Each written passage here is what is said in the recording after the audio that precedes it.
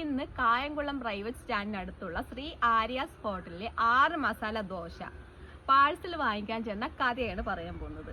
ആര്യാസ് ഹോട്ടലിൽ ഞാൻ ആദ്യമായിട്ടാണ് ചെല്ലുന്നത് പാഴ്സൽ വാങ്ങിക്കാൻ വേണ്ടി.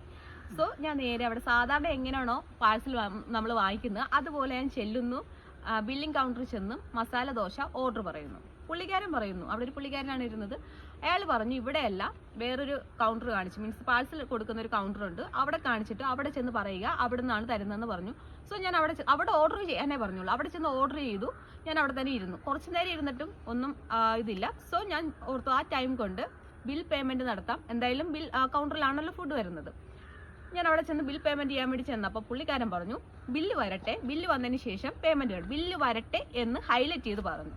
ഞാൻ പോയി എടുത്തോണ്ട് വരണം എന്നൊന്നും പറഞ്ഞില്ല. എന്നിട്ട് പുള്ളിക്കാരൻ പറഞ്ഞു അവിടെ അടുത്തുള്ള സീറ്റിൽ ഇരിക്കാൻ പറഞ്ഞു. ഞാൻ അവിടെ തന്നെ ഇരുന്നു. അവിടെ ഇരുന്നിട്ട് എനിക്ക് ചുറ്റുമുള്ള അവിടെ സർവീസും കാര്യവും നോക്കിയിരിക്കേണ്ട കാര്യമില്ല. കയ്യിൽ ഫോൺ ഉണ്ടെങ്കിൽ സ്വാഭാവികമായിട്ട് എല്ലാവരും ഫോണല്ലേ നോക്കുന്നത്. സോ ഞാൻ അതുപോലെ തന്നെ ഫോണും നോക്കി കുറച്ചു നേരം ഇരുന്നു. കുറച്ചു നേരം കഴിഞ്ഞിട്ടും ഒന്നും അറിവില്ല, ഫുഡും ഇല്ല, ഒന്നുമില്ല.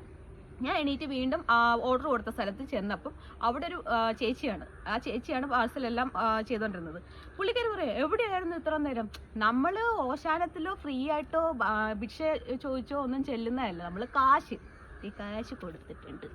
ഓക്കെ, ശ്രീ ആര്യാസ് കാണുന്നുണ്ടോ? ഓക്കെ, അവിടെ നിന്ന് നമ്മൾ കാശ് കൊടുത്ത് തന്നെ വാങ്ങിച്ചത്. പുള്ളിക്കാരുടെ വർദ്ധാനം കേട്ടാൽ നമ്മൾ ആ ചേച്ചിയുടെ ഇന്ന് പിച്ച ഇതാക്കി കഴിക്കാമെന്ന്. എവിടെ ഇരിക്കുകയായിരുന്നു കണ്ടില്ല. ഭയങ്കര വലിയൊരു സ്പേസ് ഇരുന്നിട്ട് നിറയെ തിരക്കുള്ള ഒരു കട പോലെയാണ് പുള്ളിക്കാർ പറയുന്നത്. അവിടെ ഇവിടെ ആയിട്ട് കുറച്ച് ആൾക്കാരേ ഉള്ളൂ. സത്യം പറഞ്ഞാൽ ഞാൻ ഇരിക്കുന്നത് നല്ലപോലെ കാണാനും പറ്റുമായിരുന്നു.